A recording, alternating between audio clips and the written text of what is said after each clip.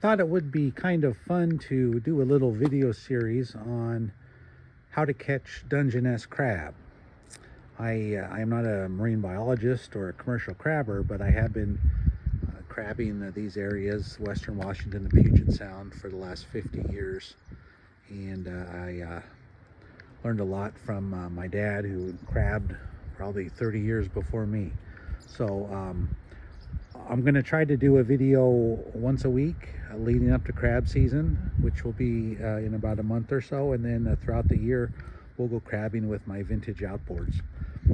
So if you want to subscribe, I would love it, and then you'll get notifications that there's a new video coming out once a week, and I'll just go through the steps on how you can catch more crab, catch your limit, guaranteed. How's that?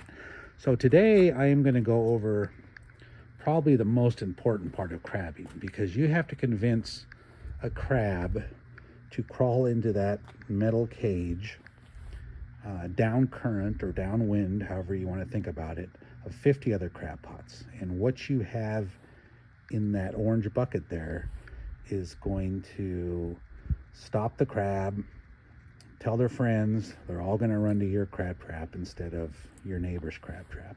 So in all the years of crabbing, I've seen different types of bait, and I'm going to go through the baits, starting with probably the most cliche bait and probably the one that doesn't work the best. And if you disagree with me, let me know in the comments, because it's interesting to me what other people catch. But from my experience for all these years, you're going to catch a lot of crab if you do it my way.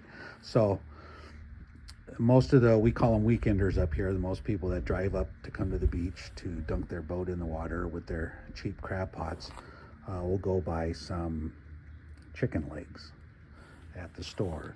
And you got to think of it this way: is a crab going to run into chicken legs on a daily basis on a regular Tuesday afternoon? Well, probably not.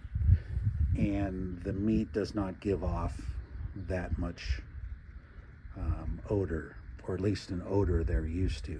So I mean, it is dying flesh and all, but I would say the chicken leg is probably the worst thing to use. The crab are going to pass up your crab pot.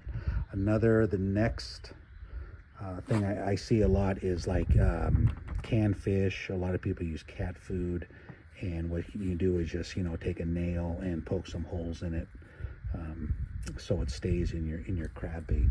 And that does give them the odor, but once again, is that what the crab eat in nature? Well, of course, no. They don't eat cat food, and they don't eat canned fish and all the additives and salt that come with that. And then the next thing I find is you can have your herring, which is a good choice. The herring are natural. They're out in the Puget Sound here, but there's a cost involved. This is what I use to go salmon fishing, and it's probably $6 or $7, so that's not really realistic. And as we move on to the more beneficial bait is your frozen salmon. A gentleman gave this to me. He had like 50 pounds of old chum salmon, or dog salmon in Alaska, that he wasn't going to eat or use for anything else. He says, "Do you want it before I throw it away?" And I said, "Well, sure, I'll take it for crab bait."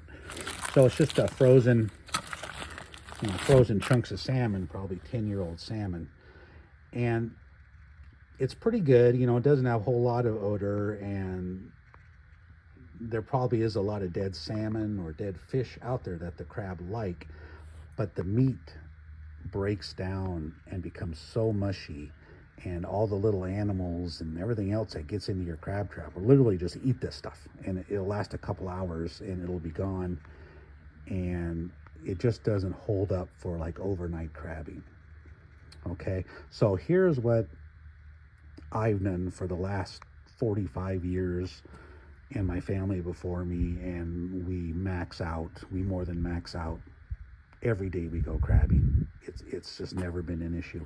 So I dig clams. These are cockles, and they're found right out here. And this is what our Dungeness crabs eat.